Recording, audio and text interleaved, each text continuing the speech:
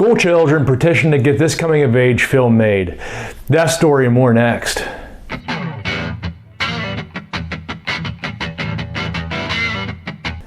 Hi everyone, welcome to Retro Flicks. This is your channel for retrospectives of movies and television. Today we're going to look at an adaptation of a book that has been read by school children for decades. I mean, certainly probably the 70s and the 80s, and I read it in the 80s in school, and up into the 90s, I know. And maybe even past that in the 2000s and so forth. And maybe you're one of those people that went to school in 2000s that read it or know somebody that did. But certainly since the the 70s and the 80s and the 90s, I know this book was read by children usually in English classes everywhere. And again, I was one of those. I read it probably it would have been either, I don't remember which time, but it would either been the fall of '84 or the spring of '85. Whenever I was in school, my English class, we read this book and then watched the movie, which we're going to talk about today. But it's so ingrained in a lot of us, and especially in a certain generation. And the other thing too, not to mention the historical background they mentioned in the intro, but also too just the cast that we're going to talk about. The young cast of this movie, it would become, look back and just in a few years, and it was star-studded.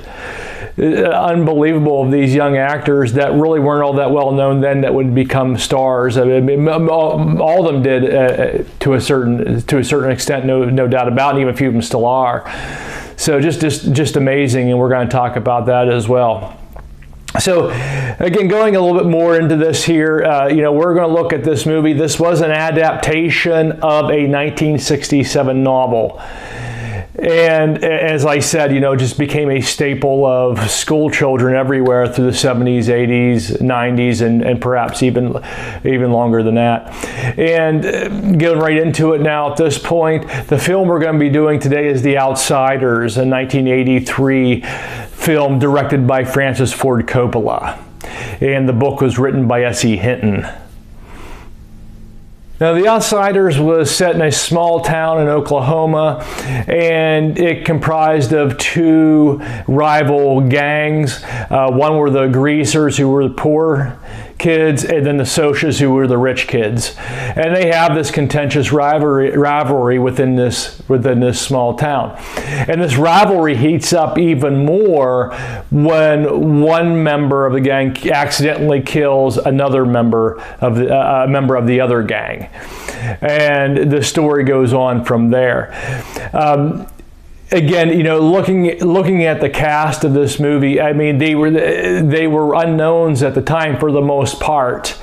Certainly outside of Hollywood, but even to them they were. But they just really weren't really known. Certainly outside of Hollywood, to moviegoers at this point. But you look at this cast, and it's just unbelievable what they would become just in a couple years. I'm not going to go. There's many of them here. I'm not going to go and usually what I do is show a picture of each one of them. I'm actually going to put up a cast picture, and then just kind of go over each one of the cast with you there from the picture. Okay, so then you can see each picture of the cast member that I'm talking about that way, instead of individually putting a picture up individually, which talking about them may not have time to be able to do that. So I thought this might be the best way to handle this sort of situation right here. So let's go to it here. So here's the cast picture here of the cast. And now I want to also keep in mind that you can see here these are the greasers, because, and I was going to talk about this a little later, but I'll mention it now before I go into this, is that this novel was really based on the greasers for the most part. The socias, although having a role into it, it was really the relationship between the greasers that Francis Ford Coppola really enjoyed to read about. So yeah, again, I'm going to talk about that a little later here. But what we're seeing here with the cast here, I'm showing you are the cast of the greasers, because they are the main emphasis of this movie. Is that the gang, the Greasers. So here we go with this. All right, so we're looking at here, again, go left to right here. Left to right is going to be Tom Cruise, still one of the most bankable stars ever at Hollywood. And this was probably I think his third film that he did. He, right before this, did a movie called Taps. I'm not even quite sure Taps was even out yet, but I think it was at that point. 83 certainly was his launching pad, though. I mean, even with Taps, that was, again, this being his third movie, he wasn't really even... again, he was still fairly unknown at this time for the most part, but 83 would change that. The Outsiders, and of course after this he would do Risky Business, which that then would start to put him into Hollywood there throughout the 80s, of course, and then he just obviously went off from there, and still, up there with Tom Hanks, as you got to see, is one of the most bankable stars ever in Hollywood, and certainly he's still there. The next one from left to right beside Tom Cruise is going to be Rob Lowe, who is still amongst one of the most successful in Hollywood. I see him in a lot of commercials now. I think he might do a TV show here and there as well too, but he's certainly still one of the most recognizable names in Hollywood. The next one is C. Thomas Howell.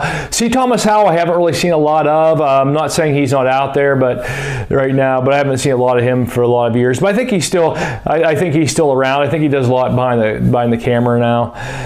Next is Ralph Macchio. Ralph Macchio, obviously the Karate Kid, and I know that they kind of rebooted that into Cobra Kai on YouTube there over the last few years, and he was a part of that. So, but Ralph Macchio is still certainly a part of one of the major actors in Hollywood, and still going today. Matt Dillon, I've not really seen anything of him lately, but the 70s, 80s, and the 90s, he was still pretty big. He did in the 90s, There's Something About Mary, if you remember that comedy. He actually they actually would get him to do Rumblefish, which was kind of a spin-off to The Outsiders a little bit, but they plucked him out of The Outsiders after this movie and to do Rumblefish. The next is Emilio Estevez, and Emilio Estevez, he's certainly still there. He's actually the brother of Charlie Sheen, if you didn't know that, and but certainly really huge in the 80s and 90s, and I still think he's out there. I don't see much about him anymore. And then, of course, the last one on the right is the late Patrick Swayze, who passed away. It'll be 15 years this September. He passed away from cancer. And we know Patrick Swayze ended up having just a phenomenal career. Maybe his seminal moment being A-lister was Ghost back in 1990. And to go back though, the Tom Cruise was played Steve, and Rob Lowe played Soda Pop, and C. Thomas Howell played Pony Boy, and those two were brothers. And then Ralph Macchio would then play Johnny, Matt Dillon would play Dally, Emilio Estevez would play Two-Bit, and then Patrick Swayze would play Derry, who then would be the older brother of Soda Pop and Pony Boy. And Patrick Swayze character of Derry kind of was, he was the oldest. As a matter of fact, Patrick Swayze was almost 30 years old when he made this movie. But even with that, that character, that character was the oldest and the most level-headed he worked. But he was really, the father figure. Their parents, their last name was Curtis, Soda Pop and Pony Boy, and Derry's last name was Curtis. But their parents, they were orphaned, and so Derry was tasked with really being the father figure, and he actually. And not just with his brothers, but with all the others as well, too. The only other two that are actually there's a couple other ones too here. I don't have them up here, but And Diane Lane played Cherry Valens, who Cherry was the love interest with the Greasers and the Socs, kind of fought for her attention. And, you know, played by Diane Lane. Diane Lane has had a storied career herself in Hollywood. As a matter of fact, I just saw that she is doing a show on Hulu with other actresses from the 80s and 90s. They have on there, and I just caught it. I caught it real briefly, so she's still going strong in Hollywood. And then, of course, Leif Garrett would play Bob. He would play a Soc. You know, I only have one Soc here, and that's Leif Garrett. But Leif Garrett probably was the biggest name back then. He was an actor and musician back in the late 70s and early 80s. So he was in there to play Bob of the Socs, and even S.E. Hinton, who is the author of the book, has a cameo as a nurse when Dally's in the hospital. A couple other interesting ones here too. So some cameos in this movie. Nicolas Cage's uncle is Francis Ford Coppola, who is the director of this movie. And Nicolas Cage actually auditioned for it, and his uncle said, no, try somebody else. And Nicolas Cage was really working hard for this one, and he ended up bailing on it. But Francis Ford Coppola got him in to do a cameo in the Rumble scene. So you see Nicolas Cage in the Rumble scene. You also see in the Rumble scene Cam Neely, who was an NHL Hall of Famer, huge back in the 80s and 90s. So if any of you back there followed hockey, he played for the Bruins, I believe. I don't know who else he played for, but if you follow hockey, you might know that name. He actually had a cameo role in the Rumble scene, and also Flea. So any of you like the Red Hot Chili Peppers, Flea is actually in the Rumble scene in the Outsiders Rumbling. Yeah, those two I did not know. I did not know about Cam Neely and Flea. I knew Nicolas Cage, but I didn't know those. So just some interesting tidbits there with the casting. Development. So there's a school librarian, and her students, which were 7th and 8th graders at the time. Now they're all the elementary students, but this was like a K through 8. So I guess technically at that time they were looked at as elementary, but they were actually 7th and 8th grade students, and they read the book and was so impressed by it that they were like, this should be a movie. And so they all decided, okay, so if we were going to get a hold of somebody to make the movie of The Outsiders, who would that be? And they all said Francis Ford Coppola, who was obviously a very famous director at that time. And so the teacher then ended up writing a letter to Francis Ford Coppola, accompanied by 15 pages of signatures from students as a petition to make this book, The Outsiders, into a movie. And Francis Ford Coppola was so impressed by that letter and so moved by that letter, and he'd never read the book. He went and read the book and said, absolutely. In fact, he was so impressed by the relationship of the Greasers, which is why that emphasis of The Outsiders is more in the Greasers and the Socs. And he was so impressed by the relationship that they had together, coupled with these school children, this teacher wanting them to do this, that he decided, yes, I'm going to make this. And so then he got the ball rolling in making the film adaptation of The Outsiders. After the studios greenlit The Outsiders to be made with Francis Ford Coppola there as the director, obviously it was time to get the cast. Everybody really came from general casting except for Patrick Swayze. Patrick Swayze just did his first movie, and his first movie was a movie called Skate Town, USA. And so from that movie, the showrunners, the movie heads actually saw him in that movie and thought he would be a good one for Derry. He was older. He was playing like a 20 or 21-year-old Outsiders. Like I said earlier, though, in reality he was about 29 years old at the time. But they saw the way he was in that and thought he would be a good fit for Derry. So he was actually scouted out before, but everybody else really came through general casting. And Ralph Macchio had talked about when the audition process, usually you go in by yourself, or later if you get a call back, you might have to read with somebody, but read with another actor if that scene calls for it and so forth. But in this situation right here, Francis Ford Coppola had them all in one room and had to act in front of one another. And so he would call okay, now you come up, and then you come up.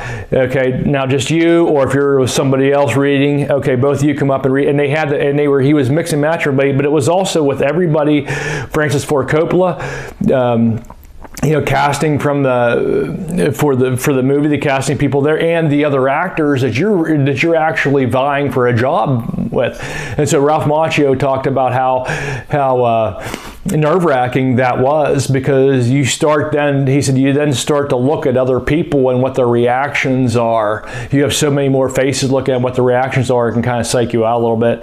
And so, and you're there trying to get a job too, so it was a really interesting process there. I could see that would be really nerve-wracking with that process, but it all dwindled down to what you saw there, and those actors, and then you obviously can't complain with those, and seeing how those what a cast, and what they would be in Hollywood just a couple years later. I mean, it's just unbelievable. Can you imagine can you imagine what that in a few years, what that cast would be able to command as far as the salary goes? You wouldn't be, the budget in that movie would skyrocket. So filming, and when filming was done, it was shot on location in Tulsa, Oklahoma. So this was small town Oklahoma. It was shot in Oklahoma, but shot in Tulsa, Oklahoma, between March and May of 1982. And the interesting legacy with this too, is a hip-hop artist called Danny Boy O'Connor. You may know him if you listen to that genre of music. He discovered that house was up for sale. That this was the house that, and I say that. Let me say, when I say the Outsider's house, I'm talking about the house that the Curtis boys lived in. So Soda Pop, Pony Boy, and Derry.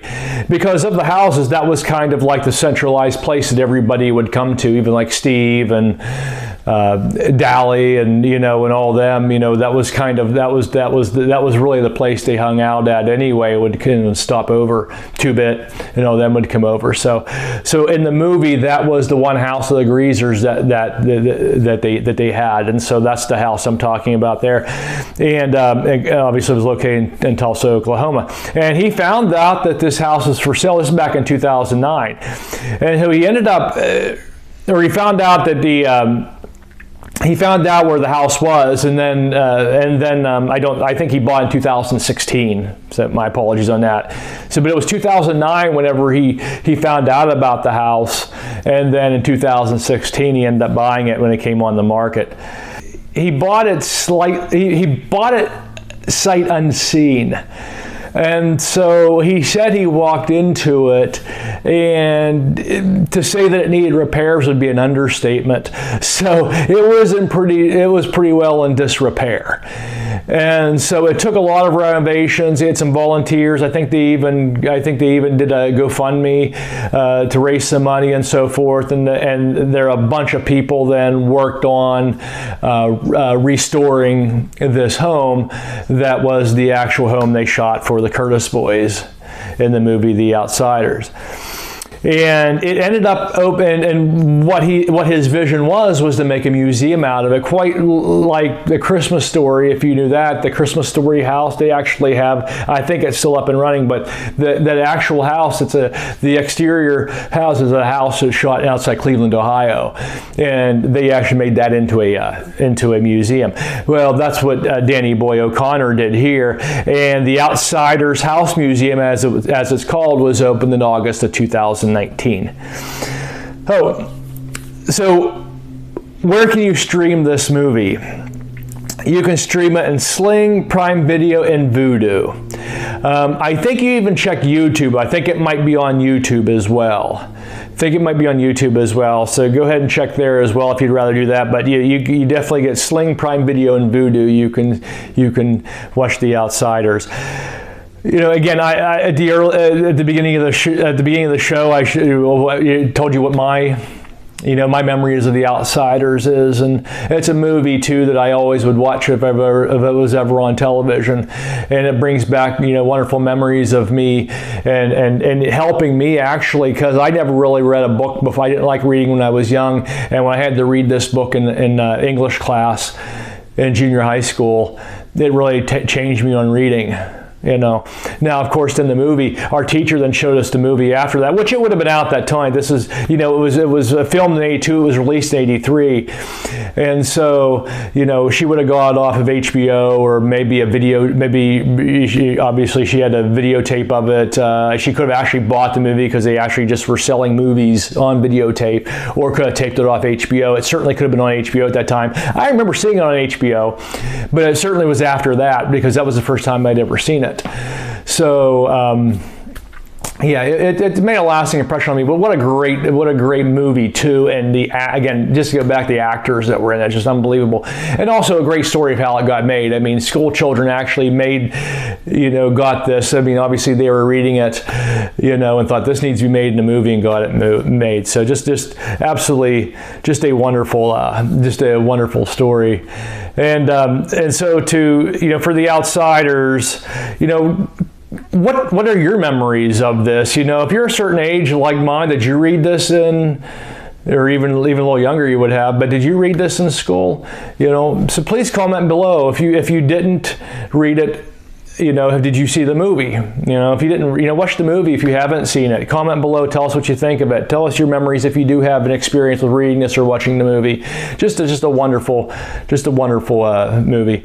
So that's going to be it for today in The Outsiders. Thank you for being here. Again, please like and subscribe. It really helps the channel. I really enjoy doing this with you guys. Until next time, that's a wrap.